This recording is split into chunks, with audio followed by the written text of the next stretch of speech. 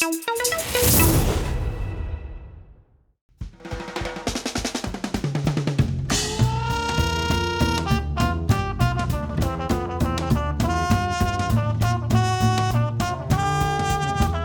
is Mason Ember Weekly. Tonight we catch up on the week's news, plus the deal with the Oscars.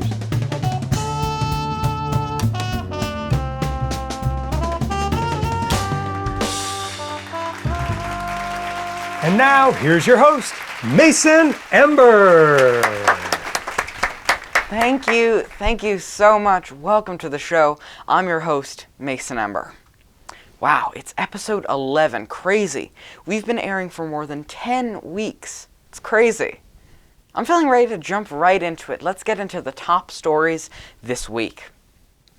Well, guys, the Oscars were pretty recent, and everybody is still talking about all the amazing films that were the highlight of the evening.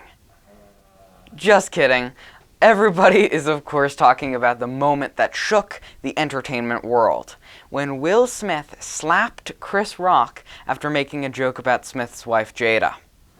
That's crazy.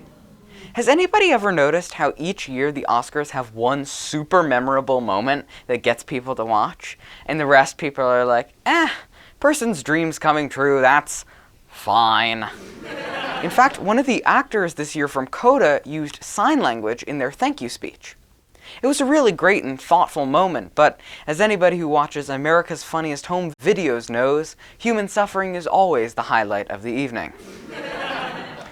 And then, get this, after the slap, O.J. Simpson weighed in by saying Will Smith was out of line.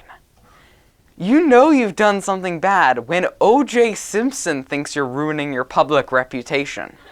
That's like being told you're not an honest businessman by Al Capone.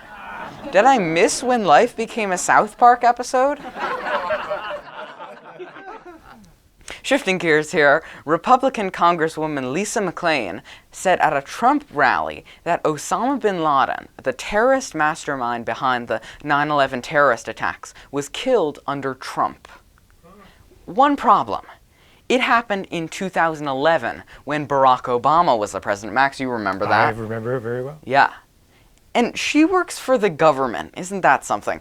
And you know, it's a shame that we have people like this who are willing to disregard fact, logic, and time for their own political gain. Come on, in 2011, Trump was still presiding over a pizza selling competition on The Celebrity Apprentice. I'm only looking for the very best. Your pepperonis should be cooking tremendously. Speaking of world affairs, an update on the situation in Ukraine. Russian soldiers are withdrawing from the capital city of Kyiv. U.S. intelligence officials believe that Vladimir Putin has only recently learned how poorly the invasion of Ukraine has been going, and is now angry with his military advisors after they told him the invasion was going better than it actually was. And you can tell he's upset because now the table's even longer.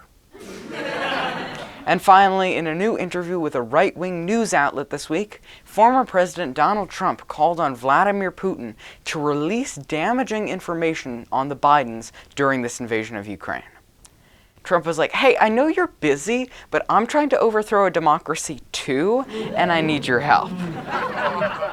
All right, that's our show. Thank you so much for watching, and we'll see you next time. Bye, everyone.